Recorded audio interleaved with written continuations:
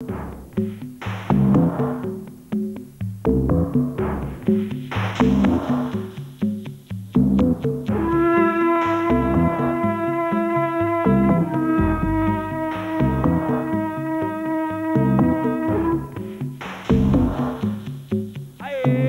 de main.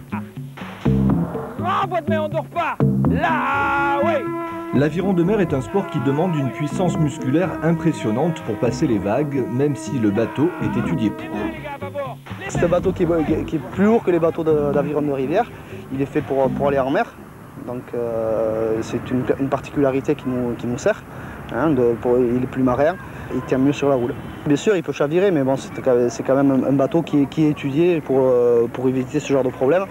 Hein, vu qu'il est plus large, il nous permet ensuite, les avirons, eux, permettent aussi de tenir le bateau. C'est un peu l'effet de, on pourrait comparer ça à un trimaran, il y a un maintien du fait des avirons, donc il ne chavire pas. C'est un sport d'endurance, hein, comme l'aviron de rivière, évidemment. C'est moins explosif parce que le bateau va moins vite et les rythmes sont moins élevés. C'est plus un effort qui se fait sur la force du rameur. Attention là, attention, restez dans le bateau. Dans le bateau, 4 rameurs et un barreur qui, tel un chef d'orchestre, coordonnent les 4 coéquipiers. Oui. Je leur demande d'être plus long, par exemple, sur l'avant, de ramer bien fort à l'arrière, parce que le coup d'aviron à l'arrière conditionne également le fait que le bateau ne va pas stagner ou plonger, au contraire, mais va continuer à glisser. Je leur demande de monter les mains, d'avoir une hauteur de main égale pour les 4, parce que si un est plus bas, l'autre est plus haut, le bateau sera déséquilibré. Et l'équilibre, c'est aussi un des fondements de l'efficacité. On rase le bordage au retour. Allez, on touche pas l'eau.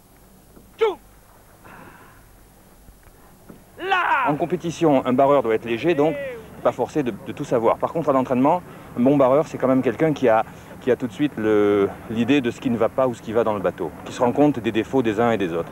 Donc là, ça nécessite une certaine expérience.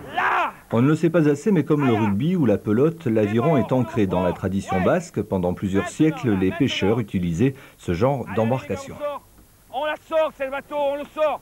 Il est communément reconnu que c'est les Vikings qui nous ont formés à la construction navale, puisqu'ils sont restés ici durant le 9e siècle. Hein. Et donc à partir de là, toute la pêche a fait qu'on a développé des bateaux de différentes sortes, tels les baleinières dès le 12e siècle, les autres types de bateaux, type chaloupe, grande chaloupe, etc. Puis au XVIIIe siècle, la traînière, avec un nouveau type de pêche qui s'est créé ici, en Naye d'ailleurs, enfin sur la Bidassois plutôt. Allez, tout long. Tout long. Jusqu'au bout, les gars. La peine coup, les gars. La peine coup. On la sabote pas. On le tient à la hauteur de main. Aujourd'hui, les bateaux ont bien sûr évolué, mais les sportifs sont là pour perpétuer la tradition de l'aviron. Longueur. On va jouer sur les vagues, on va essayer de jouer de surfer un petit peu, et quand on ne peut pas surfer, il faut forcer comme des bœufs pour essayer de s'en sortir, et c'est intéressant, c'est vraiment un sport magnifique.